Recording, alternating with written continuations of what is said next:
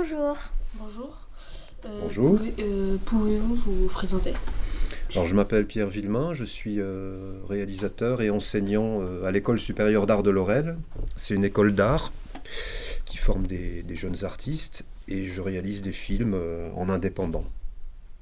Quand avez-vous commencé à faire des films? J'ai commencé assez jeune grâce à la caméra Super 8 de mes parents, c'est-à-dire que c'est une petite caméra argentique qui permettait à l'époque de filmer, de faire du cinéma et d'enregistrer le film sur de la pellicule. Et j'ai commencé comme ça.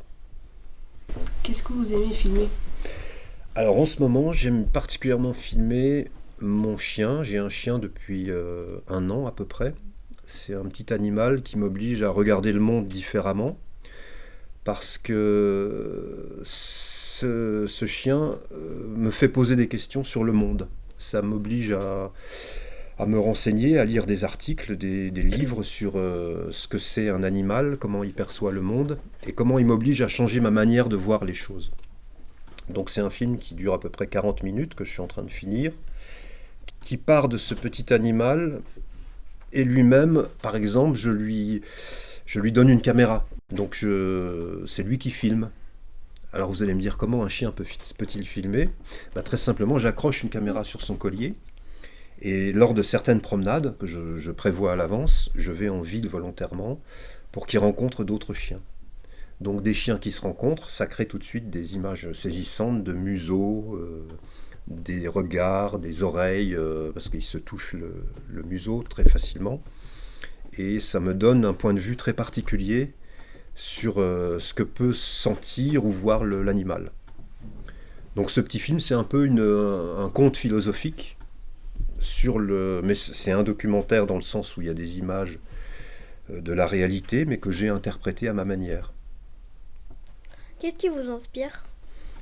Alors ce qui m'inspire en général, c'est c'est ce qui m'entoure.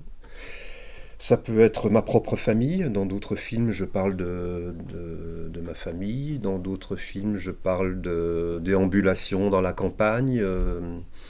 En règle générale, c'est des choses qui me sont proches. Et pour moi, la meilleure définition du documentaire, c'est être touché, c'est ressentir une réalité et pouvoir l'interpréter, la formuler et la restituer sous forme d'un film à un spectateur.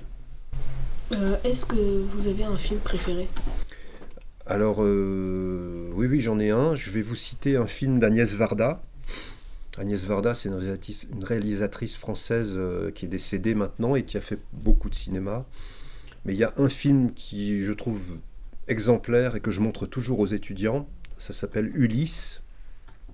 Ulysse d'Agnès Varda, c'est l'histoire d'une photographie. Agnès Varda part d'une photo qu'elle a faite 20 ans auparavant. Et à partir de cette photo, elle retrouve les protagonistes qui sont sur l'image, c'est-à-dire un monsieur, un petit garçon, et elle les fait parler 20 ans après de cette photo, et ça lui permet de faire le portrait de ces personnes.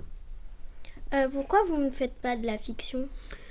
Pour moi, je fais de la fiction, dans le sens où le documentaire, c'est un cousin du film de fiction, puisque le cinéma, finalement, il a existé grâce à plusieurs inventeurs, les frères Lumière notamment.